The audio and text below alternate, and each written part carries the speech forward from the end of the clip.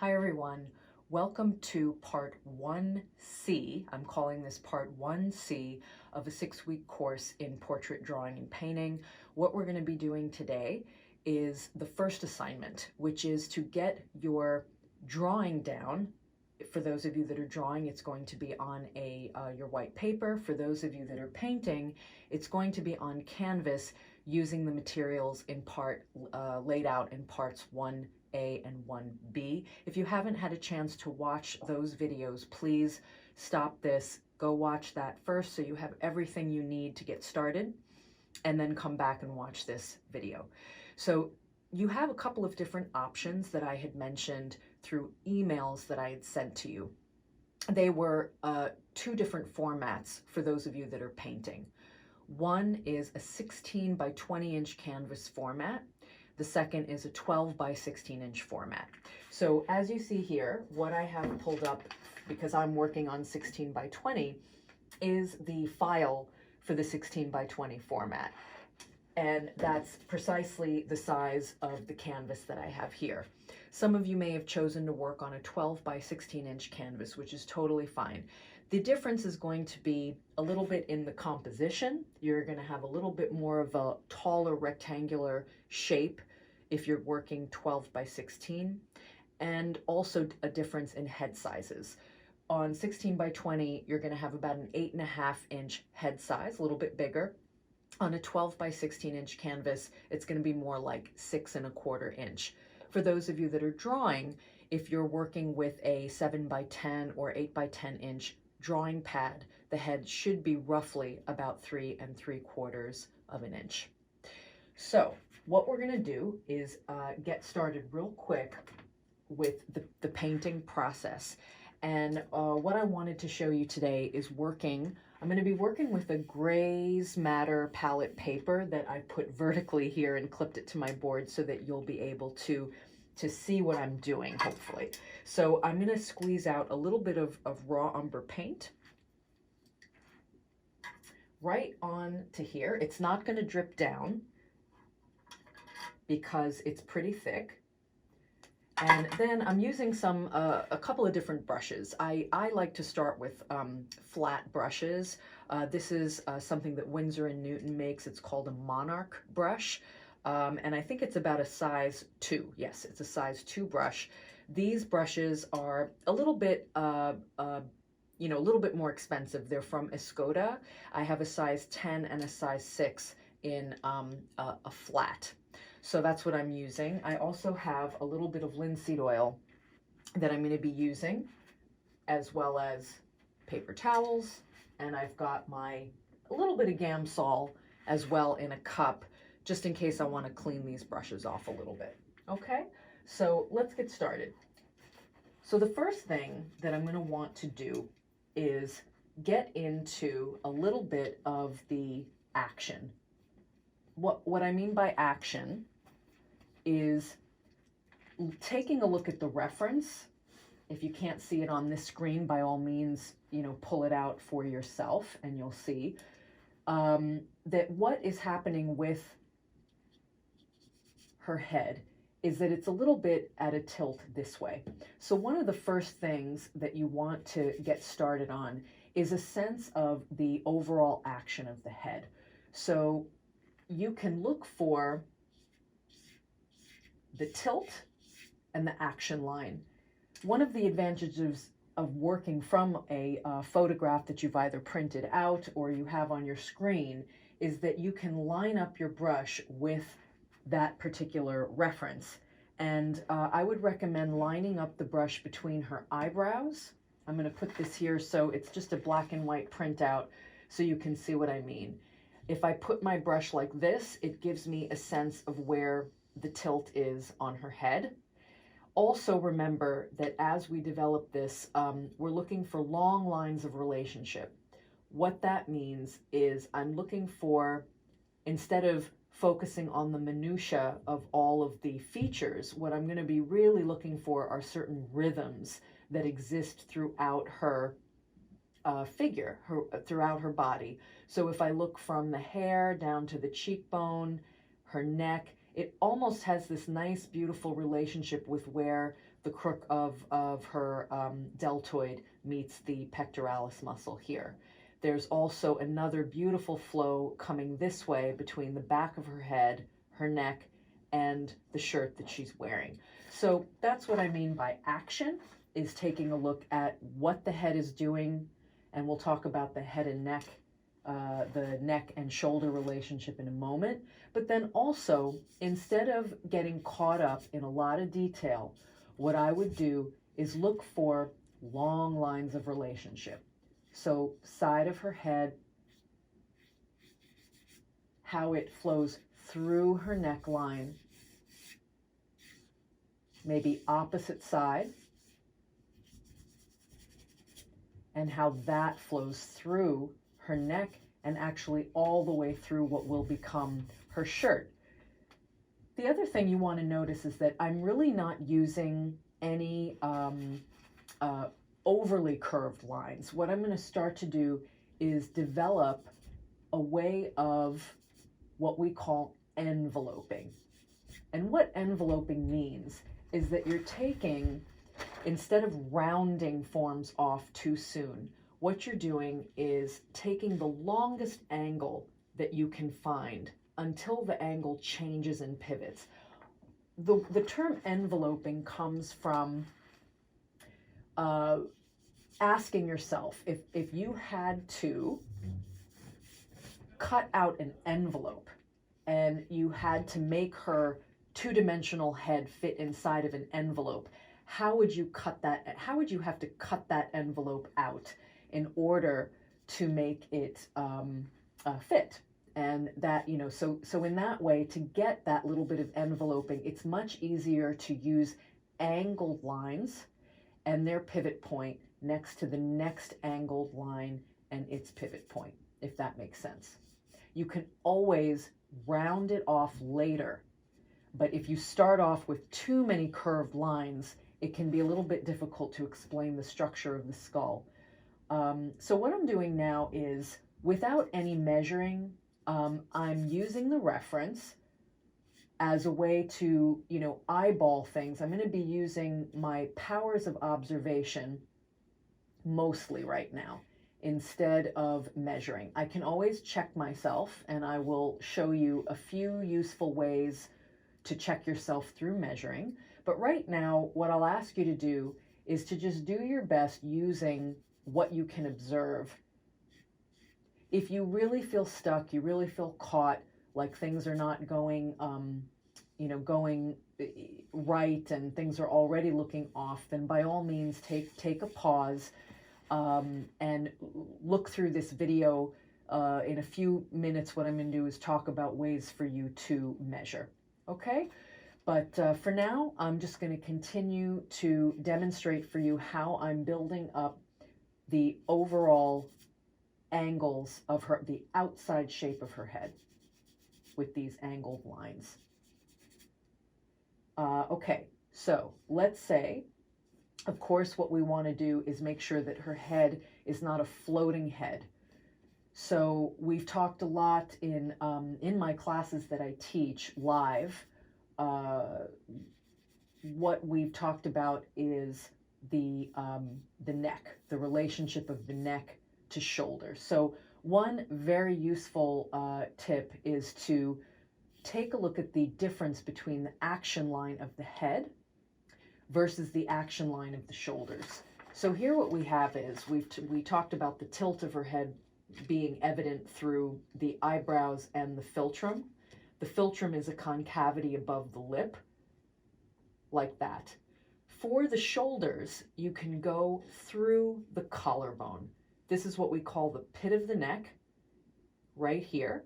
And from collarbone to collarbone, you'll see that there's a slight angle to her shoulders that's moving downwards from left to right. So that's what I'm going to use as a way of indicating the action of her shoulders. And again, we're going to check that with measuring momentarily. I'm just going to use, again, the power of observation for the moment to get a sense of the action of her head, neck, and shoulder. but then I'm going to leave it there. I don't want to commit too soon because I want to show you how you can measure this out and how you can check yourself. Okay, so once you've gotten a general sense of the action of the model, the next step would be to try to find what we call, it kind of relates to that tilt that we talked about, something called the center line.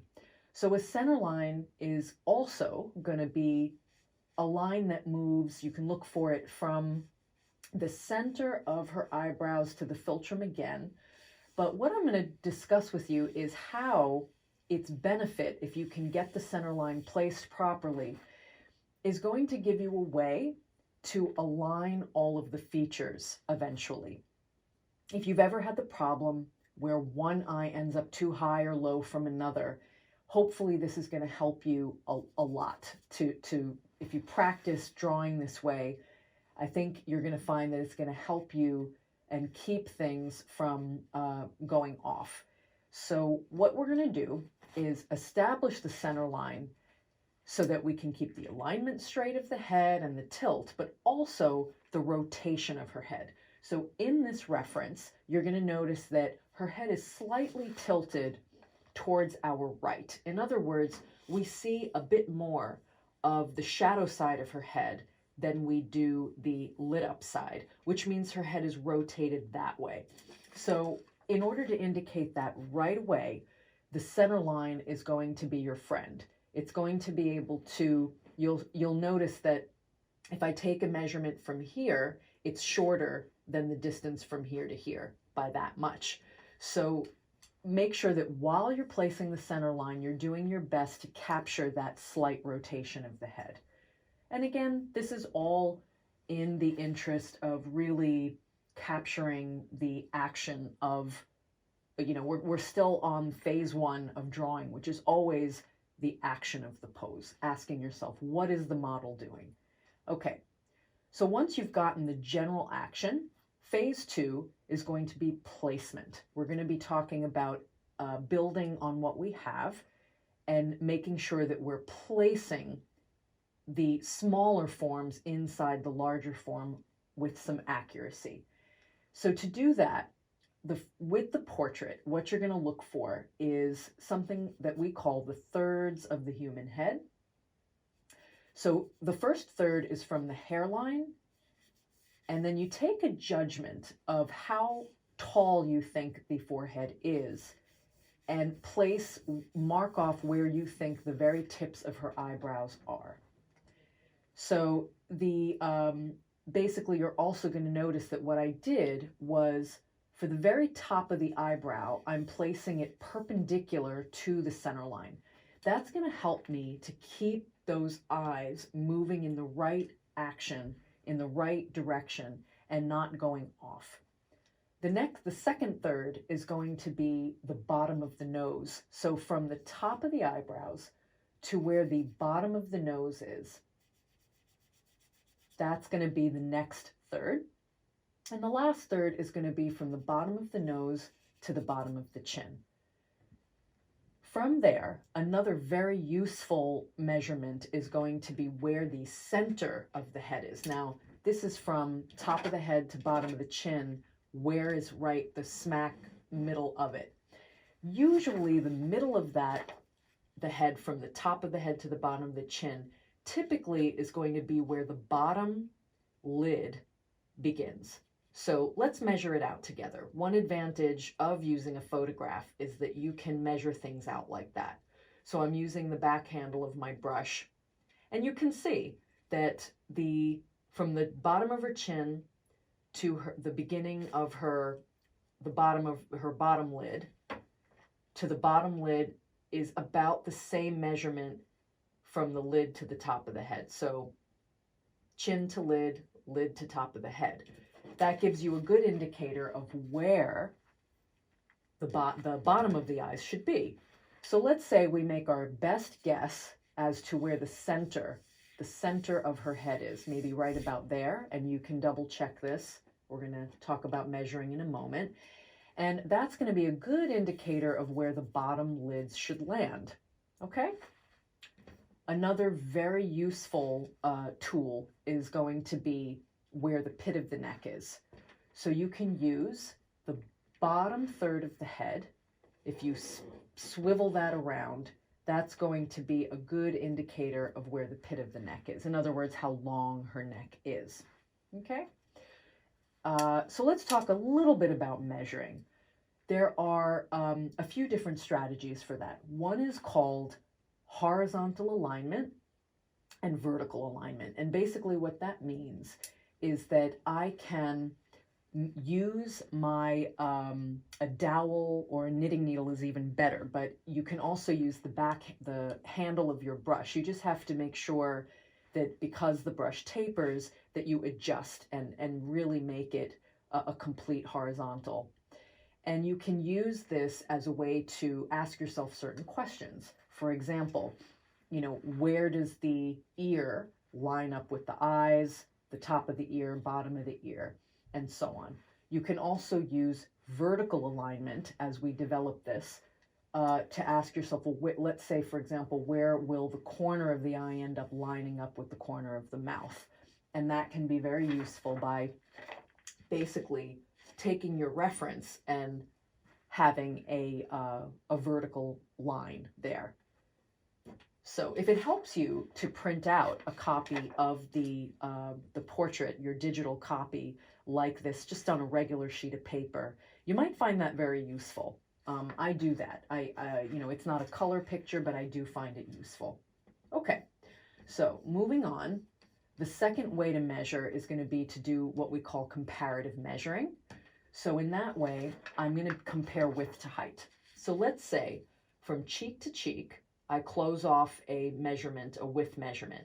Then I'm going to turn it this way and compare it to from the bottom of her chin to where I see the tip of the brush land. And if I am on the right track, I should find the same proportions happening on my canvas. So cheek to cheek, chin to eyebrow, and that's about the same. So that's comparative measuring.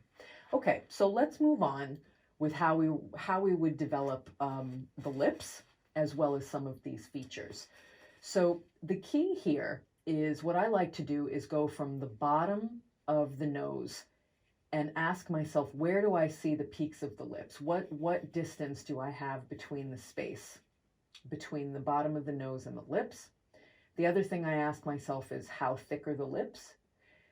Here I see the bottom lip just a little bit thicker than the top, but for the most part, they're pretty equal in width. And then from bottom of the lip to top of the chin, what's the distance there? And then from top of the chin to bottom of the chin. So that's pretty much, if you need to go back and listen to that one more time, feel free to do so.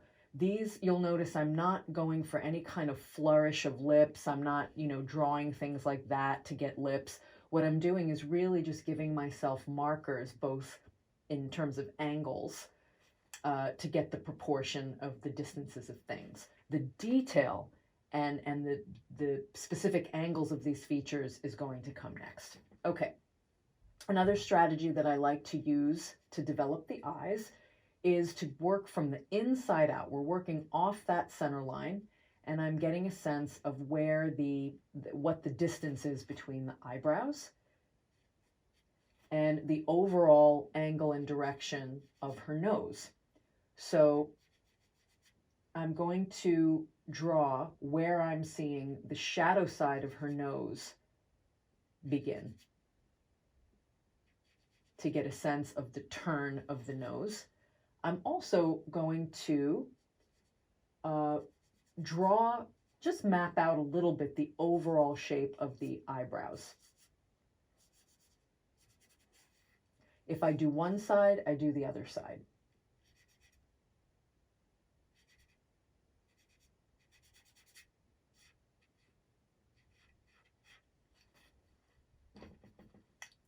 The next measurement that we could take a look at is from the bottom of the eyebrow. We can ask ourselves, where do we see the crease of the eye, or in this case, I think because we don't see a lot of the crease just yet, I'm going to look at where her lid is, her lash. But I'm going to start to pull some of the indicators of the crease from left to right, you know, back and forth this way. And then, you know, without getting into too much detail, going for the placement of the eye. So you can even sort of put a little dot for, you know, for the overall placement of the eye. Because the point of doing this particular drawing is not so much to get super locked in to any kind of detail, but really to get the overall placement of it.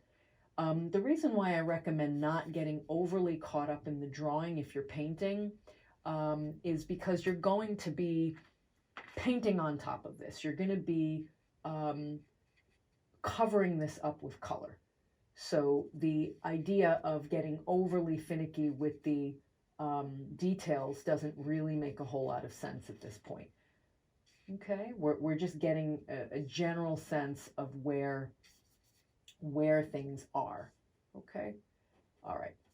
So let's say once one of the things I'm going to do is also get the width of the nose in here, where I see the overall width of her nose, including cast shadow,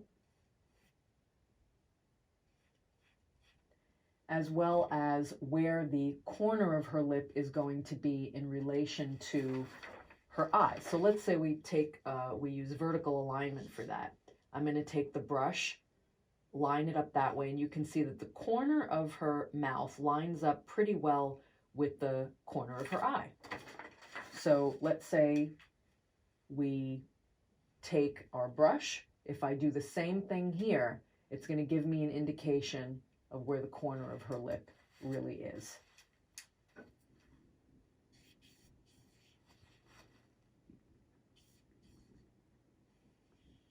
Right about here. Okay. If you need to erase any marks, what you can do is dip your paper towel into some linseed oil and just take it off like that. Another useful tool is Q-tips. You know, if you have any Q-tips, if you want to get some more specific marks, you can.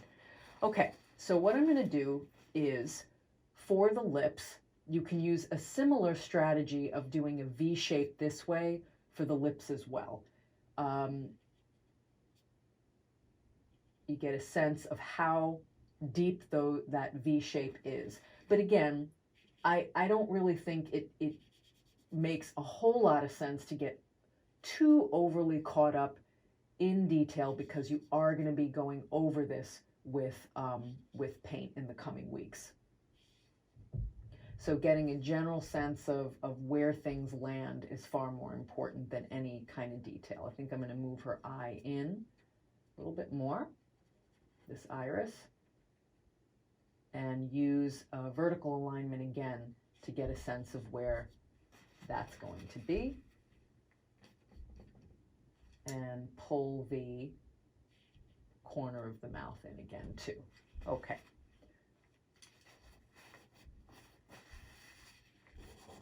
Okay, so at this point, what I'm going to do is shift to the second stage. So far we've covered action, we've covered placement, general placement of things.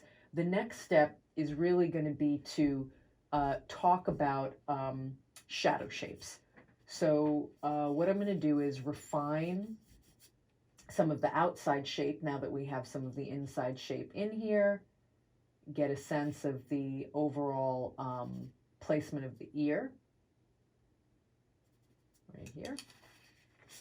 Take that line down. Shape of the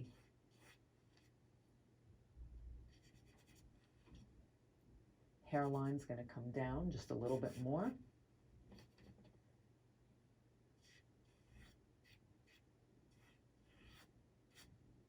So after having worked from the inside out with features, what I'm doing now is refining these outside shapes accordingly. Okay. So in that way, what we're doing is working from what we call the inside out. All right. So on to shadow shapes. That's the last stage of this. I'm putting a little bit more paint on my brush. I'm adding a little more linseed oil to sort of make it a little bit more fluid. If you don't want it to get too dark too fast, what you can do is, wipe a little bit off.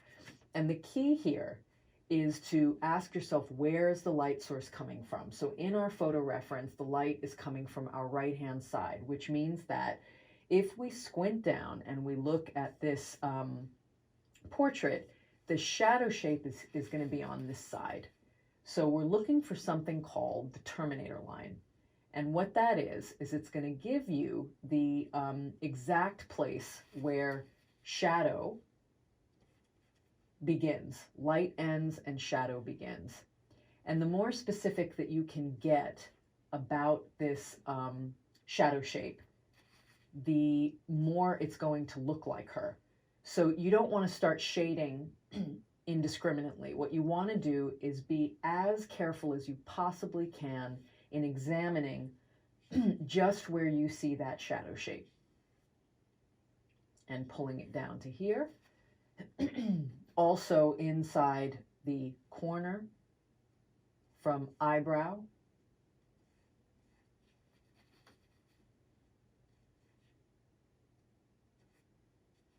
I'm going to be using angled lines still to get an overall sense of where this shadow shape is.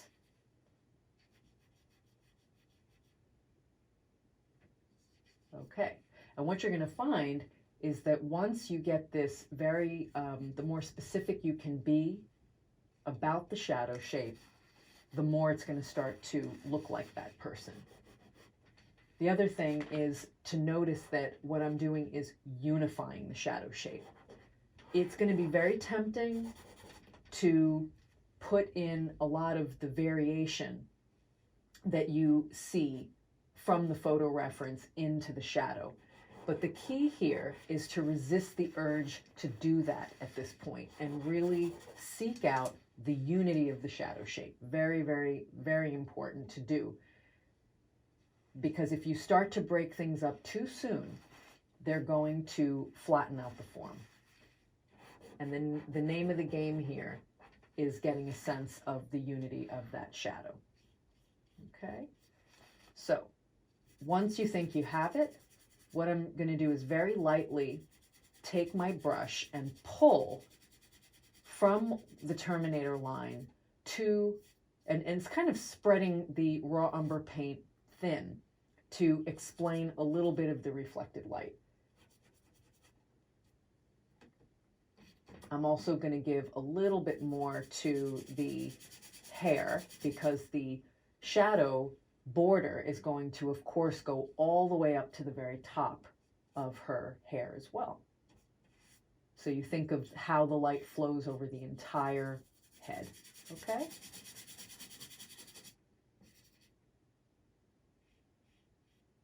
The terminator line also goes through the lips and into the chin, cast shadow over the neck. And you'll notice that I'm unifying the shadow shape with the neck as well, okay? Rather than separate it out, I'm going to treat them as one. We're going to separate it out later in future painting stages.